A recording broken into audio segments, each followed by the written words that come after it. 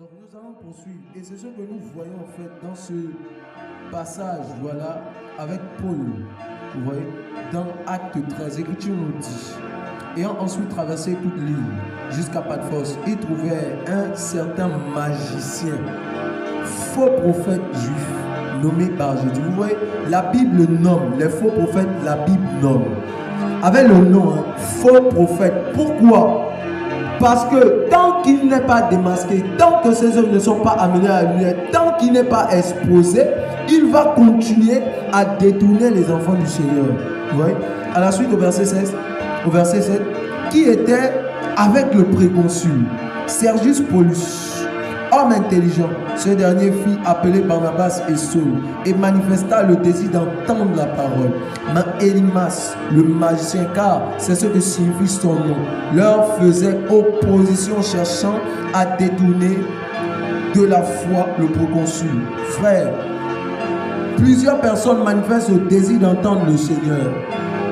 Plusieurs personnes veulent voir les œuvres du Seigneur, mais à cause des Élymas, à cause des magiciens, à cause des fils du diable, qu'est-ce qui se passe? En fait, c'est pas possible. Tant que les ténèbres sont là, tant que les ténèbres ne sont pas bannies, il y aura en fait opposition. On aura beau vouloir faire un certain nombre de choses, même si on a appelé, tant que les fils des ténèbres sont là et ne sont pas exposés conformément à leurs yeux, ce ne sera pas possible. Regardez ce qui se passe. Alors, Saul, appelé aussi Paul, rempli du Saint-Esprit, fixa les yeux sur lui et dit, homme plein de toute espèce de ruse et de fraude, fils du diable. Vous voyez, ce que l'esprit de vérité dans la vie d'un homme fait, dénoncer les œuvres des ténèbres. Et que lui dit Paul, ou je devrais dire, que dit l'esprit de cet homme dans la bouche de Paul? Homme plein de toute espèce de ruse, fils du diable,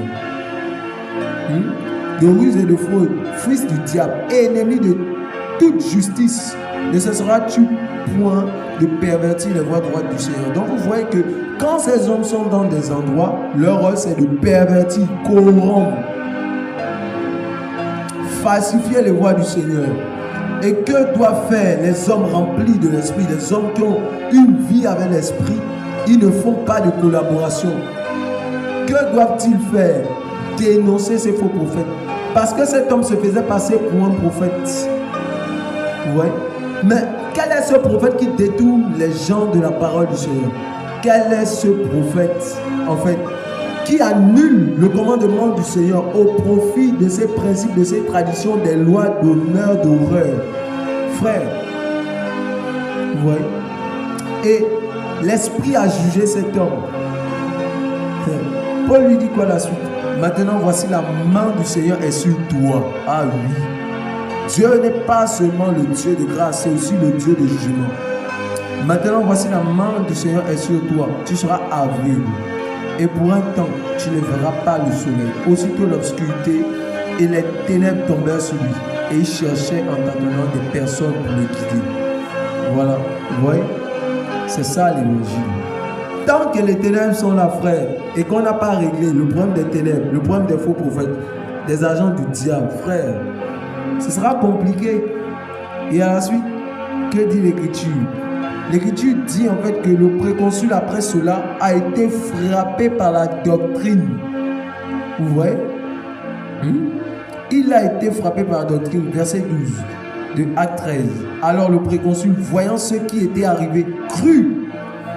Frère, ce n'était plus les discours, c'était la puissance et la dénonciation. Ah oui. Le préconsul, voyant cela, crut, étant frappé par la doctrine du Seigneur. Il a été frappé par l'enseignement du Seigneur. Mais qu'est-ce qu'il a vu comme enseignement? Que Dieu dénonce, juge les œuvres des ténèbres. Que Dieu détruit les œuvres des ténèbres. C'est la doctrine du Seigneur. Le Fils a apparu pour détruire les œuvres du diable. C'est la doctrine. Dénoncer les faux prophètes, c'est la doctrine du Seigneur. La Bible dit quoi? Que la postérité de la femme écrasera la tête du serpent et lui, il mordra le talon. Voilà. On va voir. Si c'est vraiment comme ça que c'est dit, il ne faut pas qu'on dise n'importe quoi. Voilà. Il dit quoi?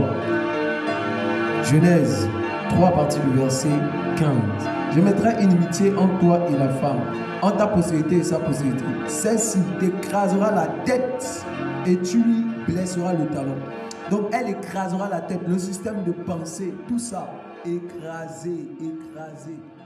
Nous